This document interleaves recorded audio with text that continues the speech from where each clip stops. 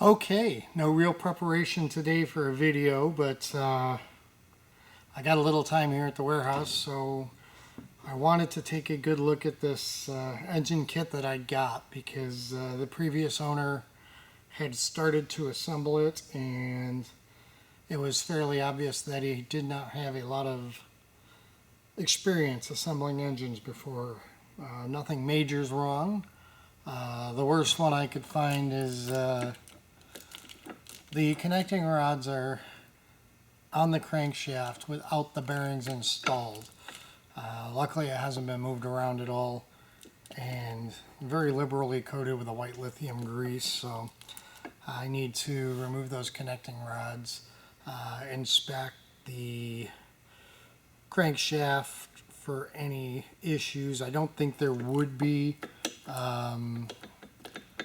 because side-to-side play in the connecting rods is minimal, so you're not going to get that angular impact from the corners of the connecting rods on the shaft. But I'm going to inspect that. I'm going to install the rod bearings, get that up to par.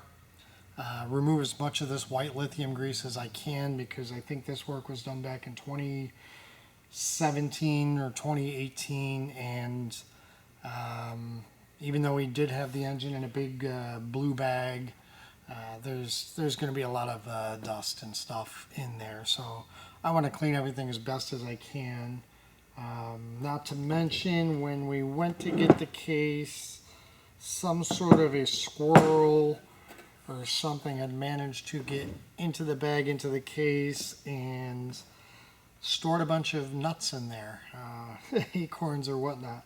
So I've looked, I don't see any corrosion or anything from the squirrel or chipmunk or whatever it was doing his business or anything, but I'm going to strip the cases down as far as I can. I'm going to clean them up as best as I can, and then I will start reassembling according to the Aerovee manual and to the best of my abilities. So let's get going on that.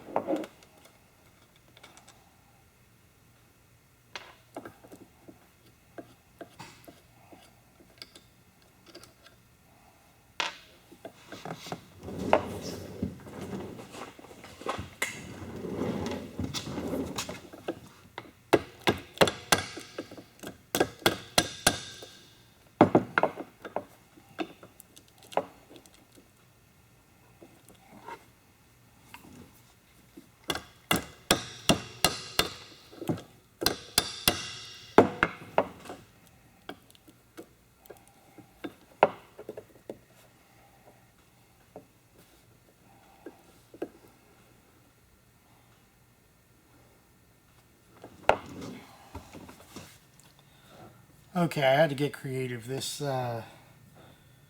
rear connecting rod did not want to, the cap didn't want to come off, and it's still in there pretty tight, but it was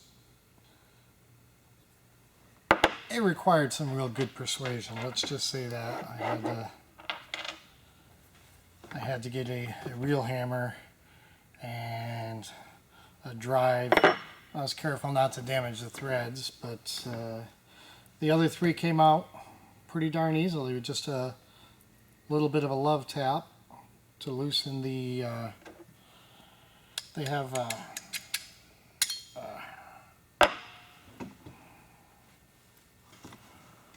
I don't know if you can,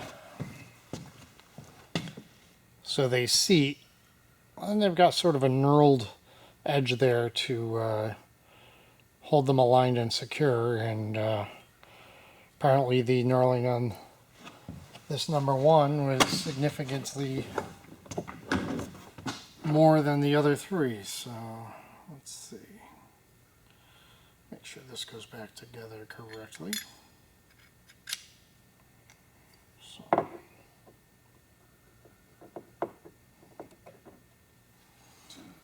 all right, as suspected, no rod bearings in there. The connecting rods had a little shimmy to them. Weirdest thing I've ever seen. I've tore some motors apart, and this is definitely an interesting one. So I'm going to get a little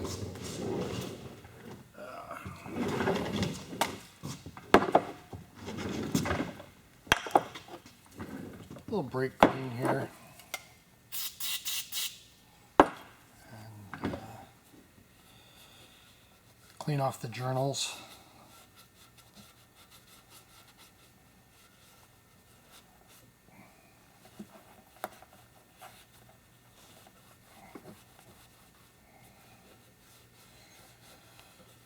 Probably should wipe most of the grease off before I try any solvent. Just want to get a peek.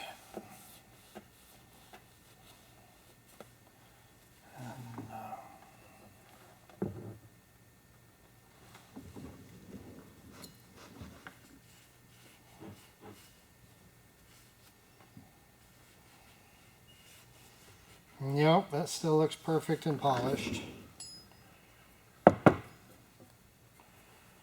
So, small catastrophe avoided there.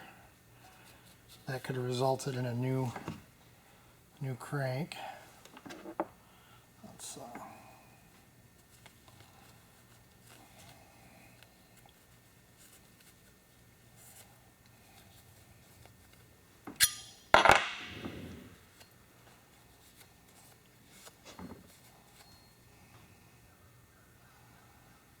looks good.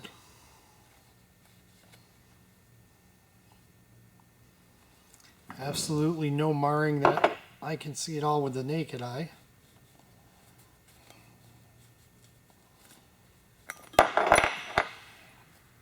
Trying to work on marring it myself.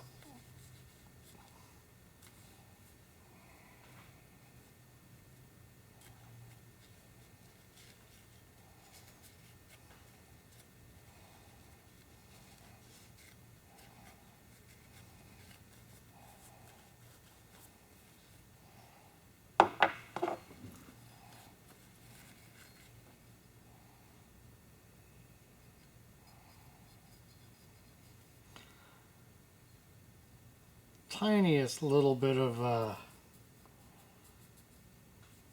surface corrosion on these.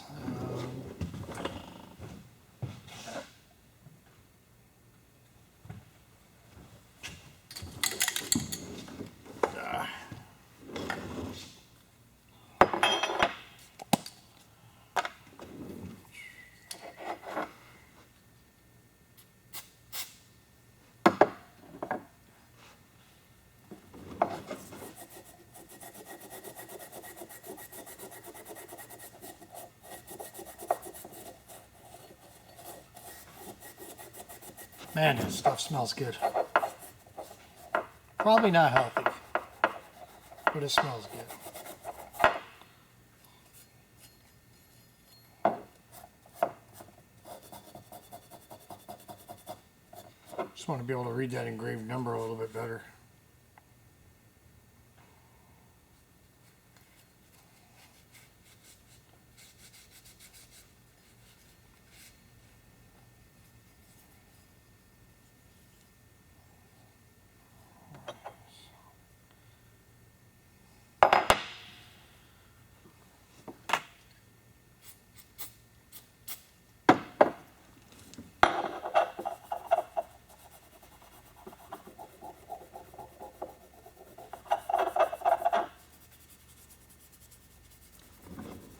Not really worried about the corrosion. I just want to make sure there's nothing loose on there that can separate later and end up in the crankcase.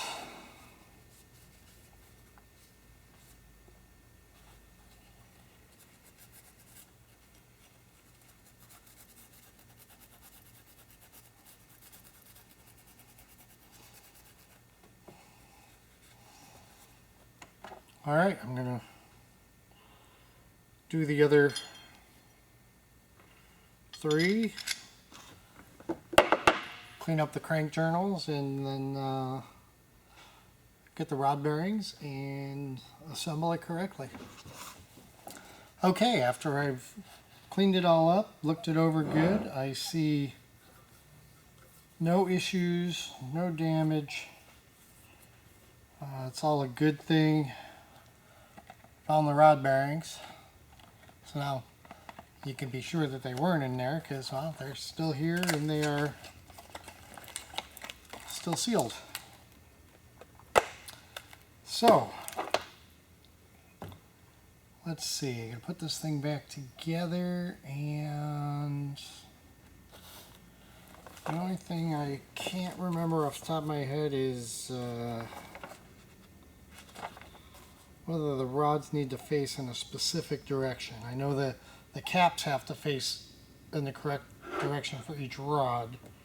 I want to say that I thought there was a method to orienting the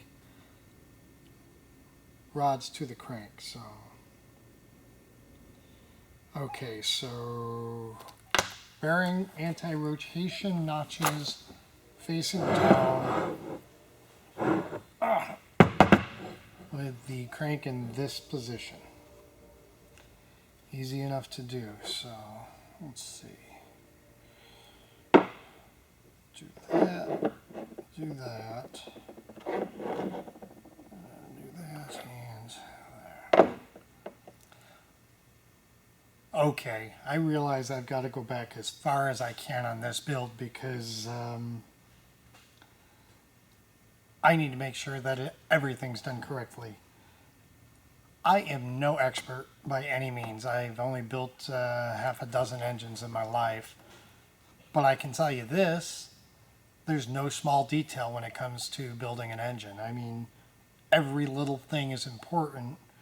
And when the engine's going into an aircraft, to me, it just seems like a no-brainer that everything should be exponentially important. So I basically lost some video there. I did get some plastic gauge after a couple trips to some parts stores or whatever. Bearings are going to be fine. All that's good. Didn't get the video. But while I was going through that, I was basically coming across the checklist here. And on page 8 of the manual, that one, I'm not sure if you can see it, but it's not checked. Everything's checked. I'm going to, take them for their word that that was done. Anything that I can't double check, but this was an important one. This was remove the 4 hex plugs from the crankshaft and thoroughly clean the crankshaft with mineral spirits. Reinstall the hex plugs with Loctite 242. So it maybe doesn't sound like a big deal to some people, but the way these cranks are machined and ground, these hex caps, bolts, whatever you want to call them, set screws, Allen head set screws in here, those are caps for the internal lubrication of the crank, which is responsible for getting the oil into the bearings. Okay, because the holes in the journals, pressurized oil gets in between the face of the bearing and the journal. And with the machining process, these are like really long diagonal holes that are drilled. I'll give you an idea, is a normal size Phillips screwdriver. The hole starts up here and it goes all the way down and comes out in the main journal. So that's a long hole to bore. And then the other holes are drilled cross journals for oil to have access to the bearing faces. And so because these were not removed and those cavities were not cleaned out properly, there was a bunch of absolute crap load of crap in there. Metal shavings, whatever. I initially took the caps off. Once I realized it wasn't done, I took the caps off and I got in there with the brake clean from each angle, and this tabletop was covered with fine granules of what I'm assuming is metal and grit and anything else that was used in the manufacturing process for this crankshaft. So then I had to go back and spray it thoroughly. I ended up taking it downstairs, getting compressed air through every journal hole in every possible direction, spraying again, until I could see that basically nothing at all was coming out. But something that seemed like such a small, insignificant step to somebody could have been catastrophic to this motor, because then the oil being pressurized in there, not only going to push the oil up to those bearing surfaces, it's going to push all that debris up to those bearing surfaces, and they are going to deteriorate and fail astronomically faster than if this was done properly. So I kind of feel like it was a good catch on my part for sure, but I think I'm going to scrutinize every single aspect of this build as thoroughly as I possibly can. So enough of the rant. Sorry about that, but if you guys are ready to build or starting to build or thinking about building, please understand that there's nothing. I mean, this is I don't know, 80 pages or more or whatever for a reason. I mean, they obviously could have conserved paper and toner by eliminating some of the steps, but everything's in there and it's there for a reason, and some of them are crucial. So and they're all important. None of them should be ignored. So again, I'm not an expert, but yeah, follow every step, go through every detail. So now that I've got this properly cleaned and going to start assembling and putting the rods on and torquing them to specs. So let's see, what page was that? That's all right. Oh.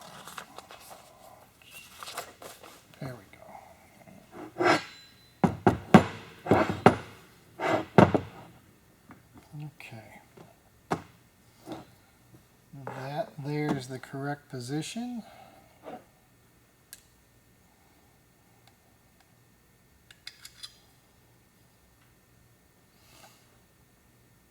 Okay, locking tab facing down. Locking tab down.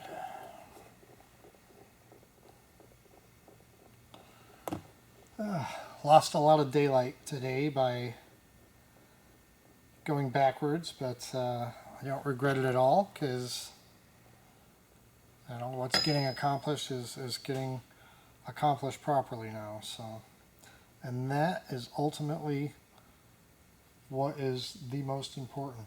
Careful, because I flipped that over there, and I got to pay attention to that, because those do need to go in facing the correct direction. So.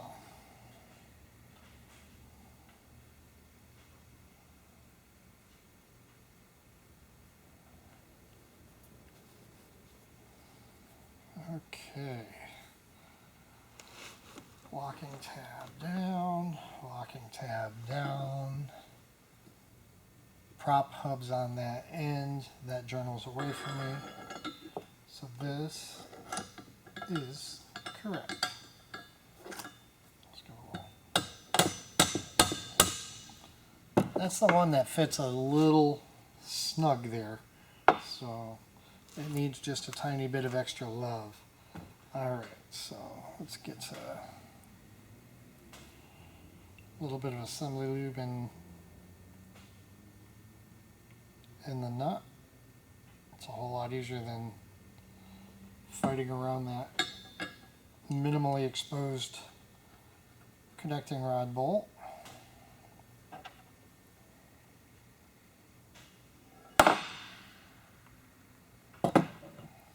Stuff's like spider web. Well, not sticky so much, but it strings everywhere.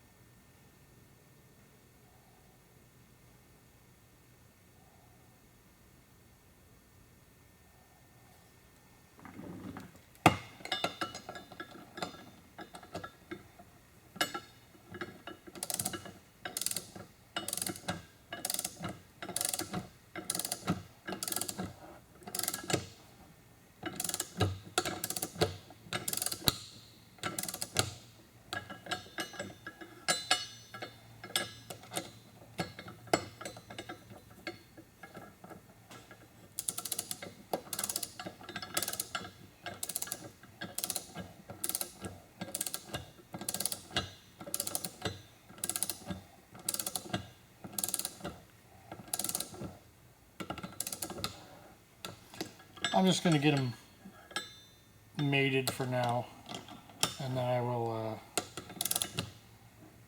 go back and torque them all systematically when I'm done. But see, even I get distracted here, so I almost forgot that important step of locking these Allen head cap screws, or whatever you want to call them, in with good old 242. So let's see.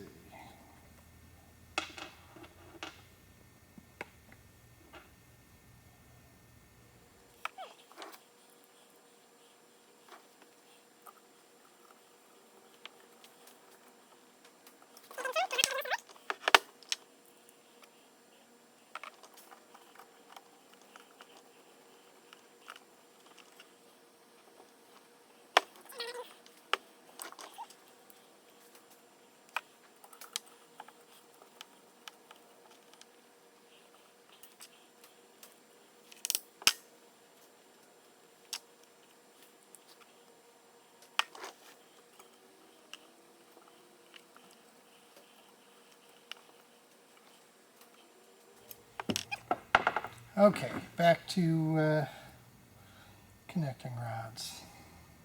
Let's get this. Now that is the right position.